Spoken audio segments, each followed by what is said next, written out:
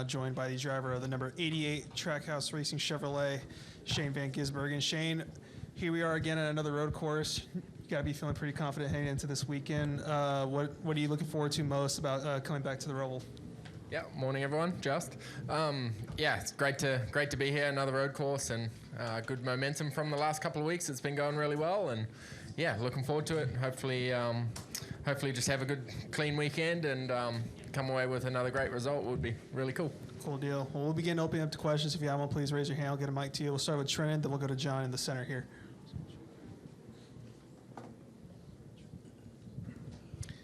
Shane, Trent Worsham, frontstretch.com. I got a couple for you.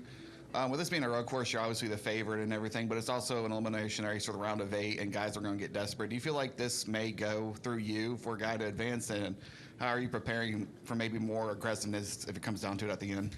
Yeah, I think so. And then, like watching last year's race at Turn 7, all the clown show that went on a few times, it'll be pretty crazy. But hopefully you're out front. That's the best spot to be.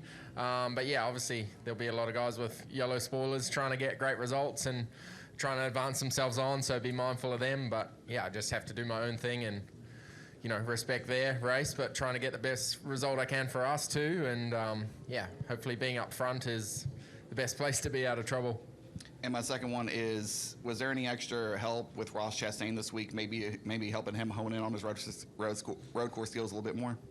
We normally work together pretty close on the road courses anyway. He sat in on one of my sim sessions and I sat in on one of his last week, and you just bounce ideas off each other. And our car setups are normally pretty close on road courses, so we try and work together. And any questions he has, I answer them, and goes the other way on ovals too. So happy to pay it back this week. Go ahead, John. John Newby, Savage Ventures. So I know precision is kind of where you excel in all these different road courses and street courses. Does it change at all with the big turtles that you're going up over, slamming back down onto the racing surface? Yeah, it's you still have to be precise. You have to hit them with the right angle, but you're generally pretty aggressive in how you drive the car and how you treat the car, and feels pretty rough. The back straight chicane in particular, and the front straight this year I think will still be rough, but not as rough as last year. You can't cut it as much with the bundle that they've put, so I think that's a pretty good resolution they've come up with. It stops the question of cutting too much, but also, quite violent on the car if you abuse it. So I think it's a pretty good thing they've done there, but you still have to be precise here. It's a hard track to get things right, but you can grab the car by the scruff of the neck too and send it pretty hard. We'll come back over to the middle here at Dustin, then we'll go to Shane and then Kelly.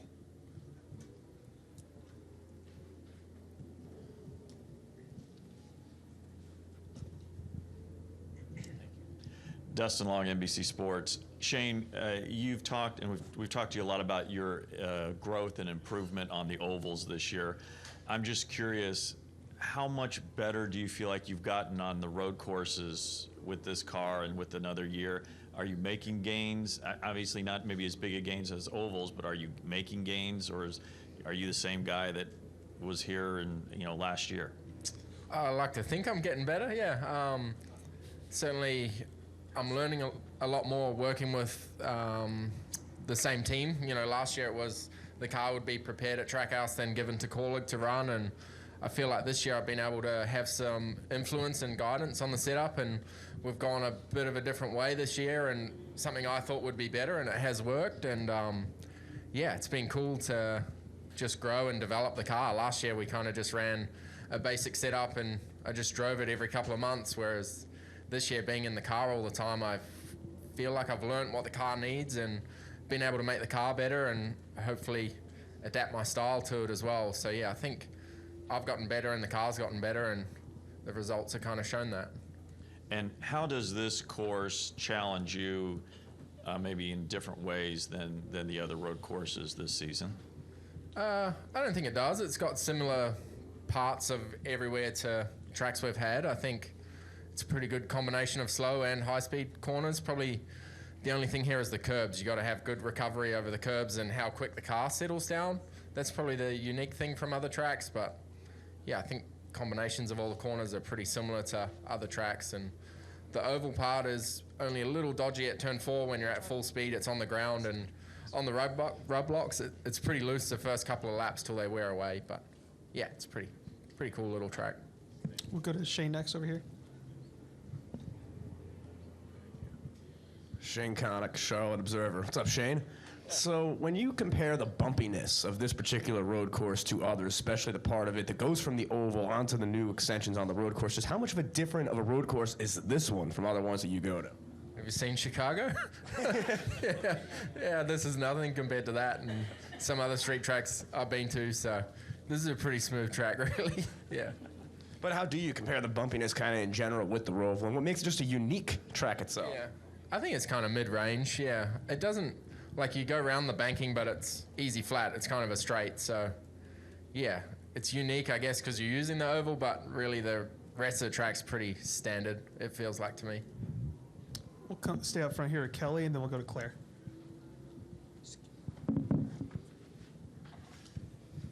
KellyCrandallRacer.com. Shane, depending on who you listen to this week, whether it's drivers or media preview shows, it just seems like some are just ready to give you the trophy tomorrow afternoon. Is that too presumptuous, or do you feel like this race will go through you again?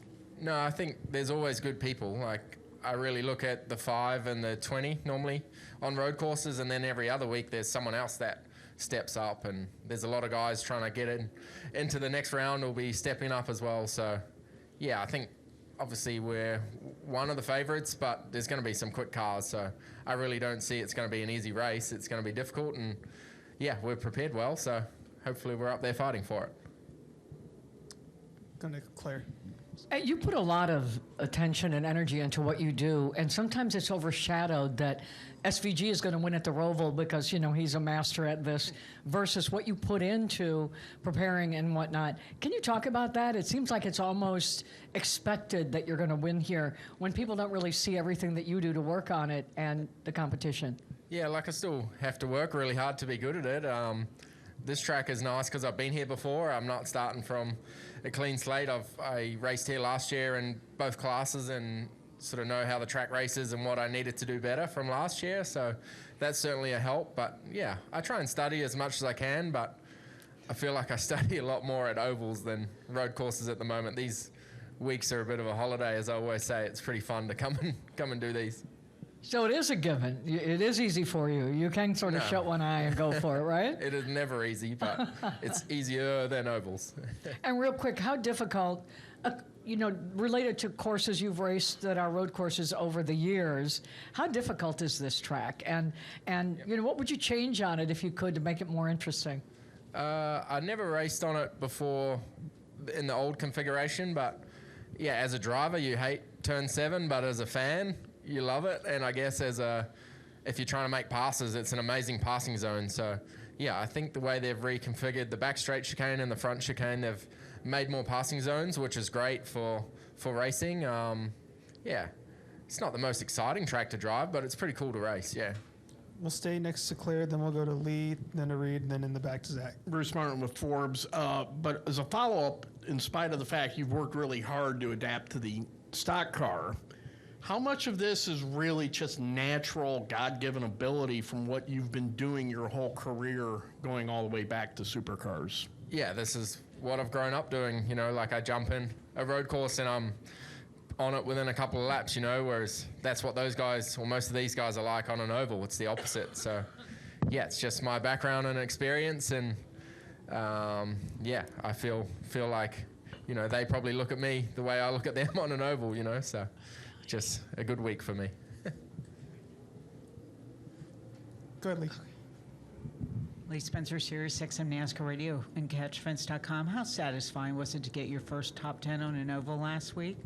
Yeah, it was awesome, especially after New Hampshire. We probably should have had a great result there, and it didn't work out. And yeah, we had a little penalty for a mistake, and then yeah, having to be a lap down or 2 laps down, we ended up, and coming back was really cool. And it was pretty genuine, the speed as well. We were ahead of most of the crashes and having a really good day. So yeah, I was pretty excited. Never been so excited for a top 10, but this series is tough on the oval. Everyone's so good, and it has taken all year for us to get up to speed. And yeah, just good reward for everyone who's helped me to get here, the spotters and crew chief. I think yeah, everyone was pretty stoked after that race. It was cool atmosphere afterward.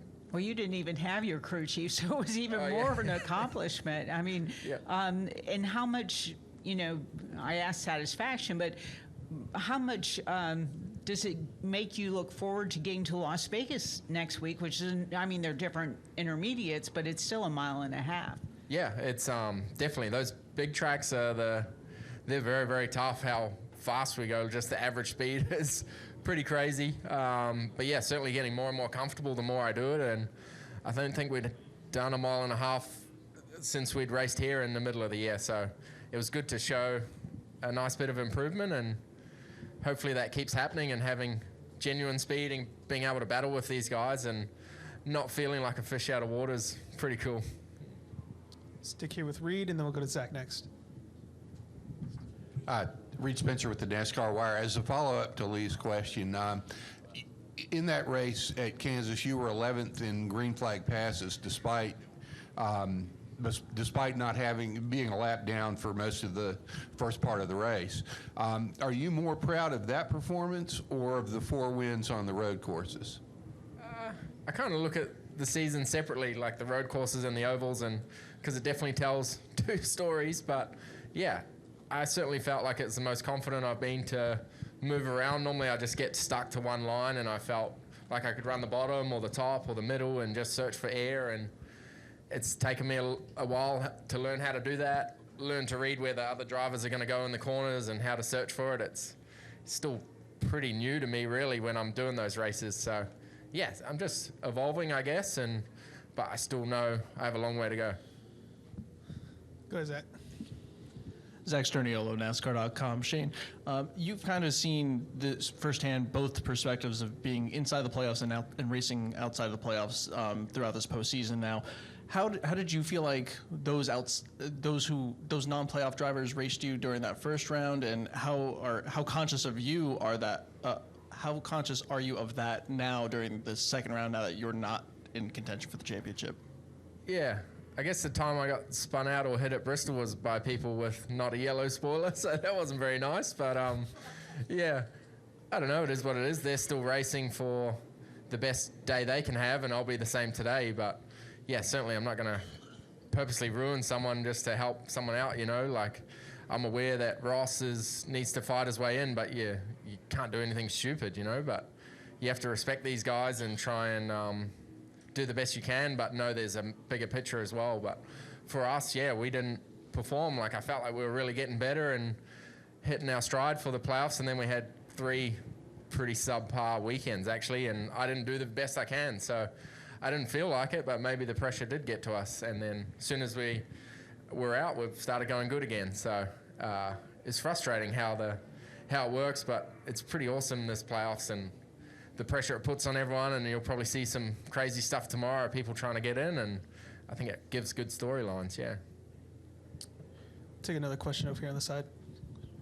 Danny McCoy, Niner Times. How do you keep yourself level-headed to the job you have to perform each weekend at these road courses when the storylines coming in is that wins from you are kind of a guarantee?